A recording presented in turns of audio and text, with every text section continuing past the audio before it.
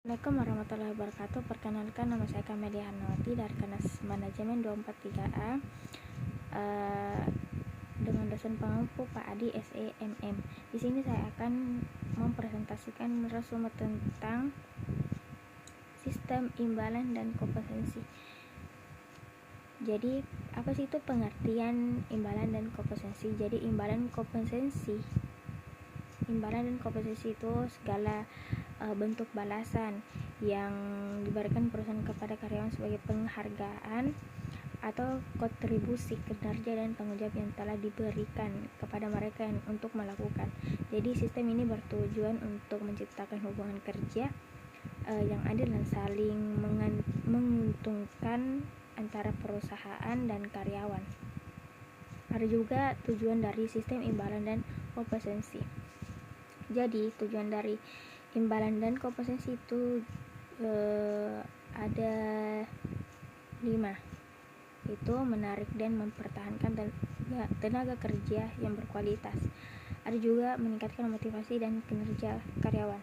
Ada juga menciptakan rasa keadilan dan kepuasan kerja. Ada juga mendorong loyalitas dan meningkatkan tingkat turnover dan mendukung pencapaian tujuan perusahaan. Tujuan perusahaan. Dan ada juga jenis-jenis dari imbalan dan kompetensi. Sistem imbalan dan kompetensi itu dapat dibedakan menjadi 2 bagian. Ada yang disebut dengan kompetensi finansial, ada juga disebut dengan kompetensi non finansial. Jadi kompetensi finansial itu ada disebut gaji dan upah. Nah, sudah gaji dan upah itu ada juga insentif dan bonus, tunjangan kesehatan, transportasi, makanan dan lain. Dan ada juga program pensiun dan jaminan sosial. Kalau kompetensi non finansial itu pengakuan dan penghargaan. Ada juga kesepakatan, ada juga disebut juga kesempatan pengembangan karir.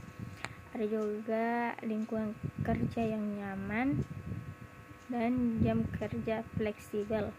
Dan terakhir, kepuasan yang makna dalam pekerjaan. Setelah itu ada faktornya yang mempengaruhi sistem kompetensi.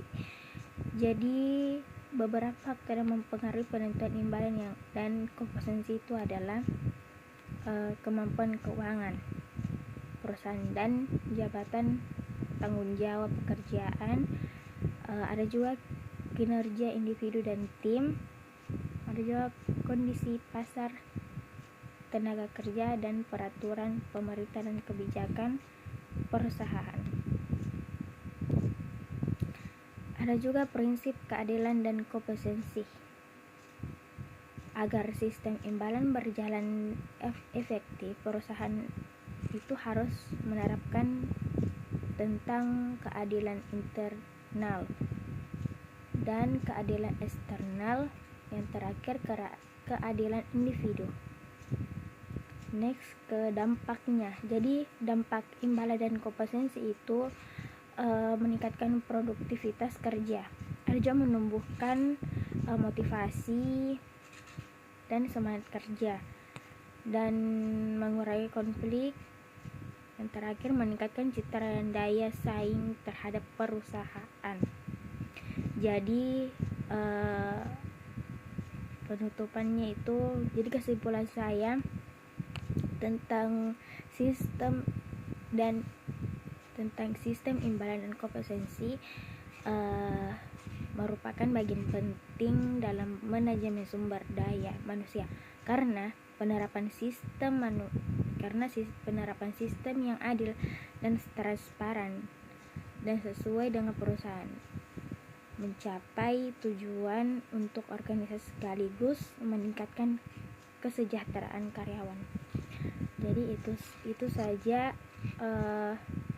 resume saya yang saya paparkan. Cukup saja. Assalamualaikum warahmatullahi wabarakatuh.